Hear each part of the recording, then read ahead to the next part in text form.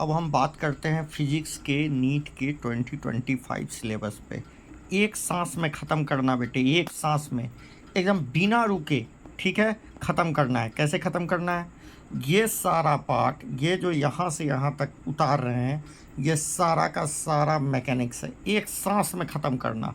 इसमें बिना कोई इट बट नो, एक बार में ख़त्म करना है। फिजिकल वर्ल्ड समझ गए, जिसमें फिजिकल वर्ल्ड बढ़िया से एनसीईआरटी से लाइन बाय लाइन पढ़ जाना है, पैरालैक्स मेथड ये वगैरह पढ़ जाना है। यूनिट एंड डायमेंशन एकदम मस्त चैप्टर है, बढ़िया से पढ़ना। यूनिट, डायमेंशन, एरर एनालिसिस गर्दा चैप्टर है, बढ़िया से 2 से 3 क्वेश्चन मान लो कि एवे करेगा। एरर एनालिसिस ये सब पढ़ लेना।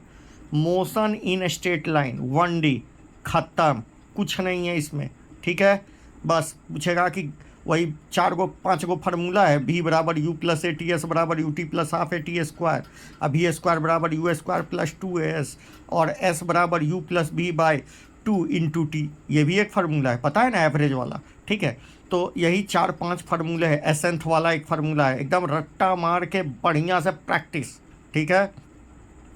एक्सलरेशन, वेलोसिटी, ये सब एकदम रिटार्डेशन, एकदम रट जाइए, कुछ नहीं है इस सब में, ठीक है। मोशन इन ए प्लेन ध्यान से पढ़िएगा। इसमें प्रोजेक्टाइल मोशन, 2D मोशन जिसको आप कहते हो, 2D और 3D मोशन, समझ में आ गया।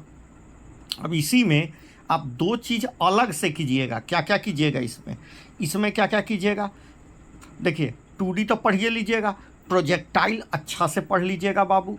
प्रोजेक्टाइल, एगो हॉरिजॉन्टल प्रोजेक्टाइल और एगो इंक्लाइन प्रोजेक्टाइल, ये दोनों प्रोजेक्टाइल पढ़ लीजिएगा। अब उसके बाद क्या पढ़ लीजिएगा? रिवरमैन प्रॉब्लम पढ़ लीजिएगा और बोट स्विमर प्रॉब्लम पढ़ लीजिएगा और रिलेटिव वेलोसिटी पढ़ लीजिएगा। क्या क्या पढ़िएगा?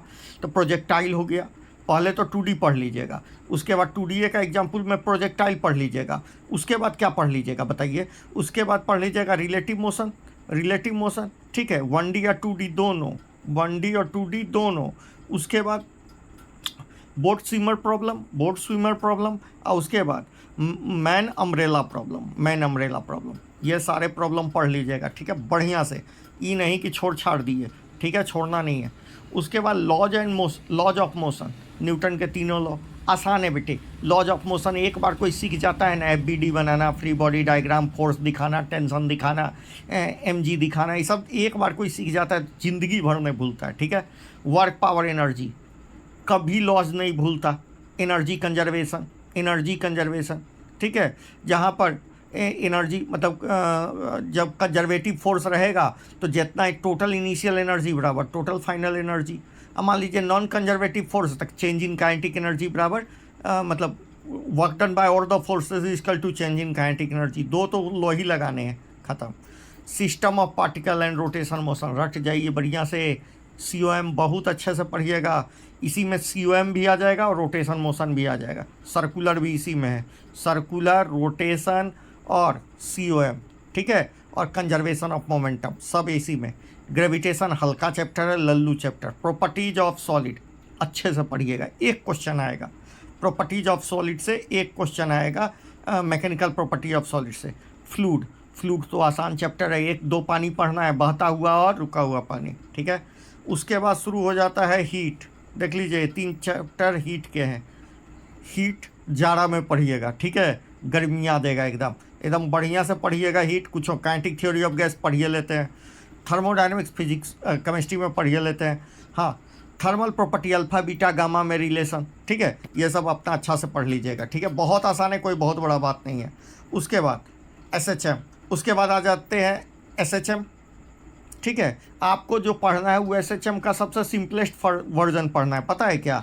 सिंपल हार्मोनिक मोशन, जहाँ x का वैल्यू 1 होता है, ठीक है, n भी नहीं होता है, ठीक है, तो बहुत आसान वाला पढ़ना है। वेव्स आसान है, वेव देखे हैं कभी? नहीं देखें तो चटाई अपने चटाई के नीचे चूहा छोड़ दीजिएगा, देखिएगा चूहा आगे भागेगा, वेव ऐसे ही से भागेगा, तो वेव को देख लीजिएगा। ये देखिए यहाँ से यहाँ तक 12 के चैप्टर है, हम बढ़िया से बता रहे हैं। सबसे आप पढ़िएगा इलेक्ट्रिक चार्ज, ठीक है, चार्ज एंड इलेक्ट्रिक फील्ड, ठीक है। उसके बाद करंट पोटेंशियल। कैपेसिटर नहीं पढ़िएगा, कैपेसिटर से पहले पढ़ लीजिएगा इलेक्ट्रिक करंट, अब उसके बाद कैपेसिटर पर जाइएगा, आपको अच्छा लगेगा।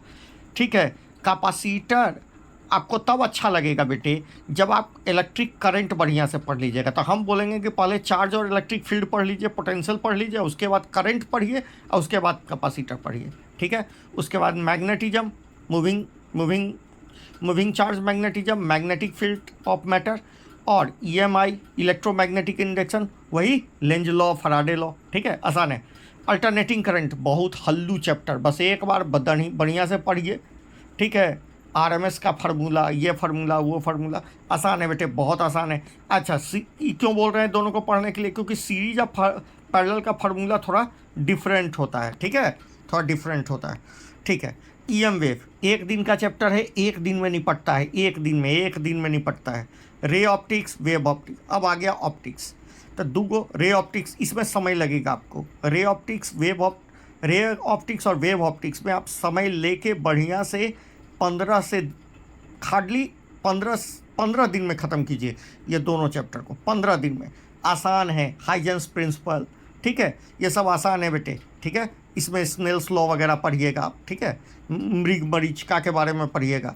अब देखिए आते हैं मॉडर्न में, इसमें सब चीज़ पढ़ा हुआ है सेमीकंडक्टर डिवाइसेस को छोड़ के, आपका सब चीज़ पढ़ा हुआ है किस में? एटॉमिक स्ट्रक्चर में।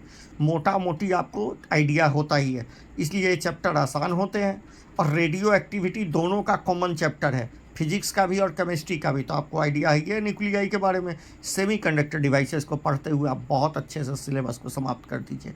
हम तो बोलेंगे ना, किसी भी हाल में जनवरी में सिलेबस ख़त्म कीजिए, किसी भी हाल में आपको जनवरी में सिलेबस ख़त्म कर देना है। जनवरी में सिलेबस ख़त्म करके मॉक टेस्ट देना शुरू कीजिए, इतने ज़्यादा टेस्ट दीजिए। हर वीकेंड आपको 3 से 4 टेस्ट देने, 3 टेस्ट तो कम से कम, हर 2 दिन पर एक टेस्ट दीजिए, हर 2 दिन पर। ठीक है, और जब मार्च बीत जाए, अप्रैल आ जाए, तो हर डे एक टेस्ट वो हम कंडक्ट करा देंगे। यदि आप बोलिएगा तो हम कंडक्ट करा देंगे। ठीक है, हर डे एक टेस्ट। और परीक्षा मान लीजिए 4 तारीख को हम एक्सपेक्ट कर रहे हैं, 4 मई को एक दी परीक्षा होती है, 4 मई या 5 मई को परीक्षा होती है, तो आप समझ लें आप 5 दिन कुछ ना पढ़ें,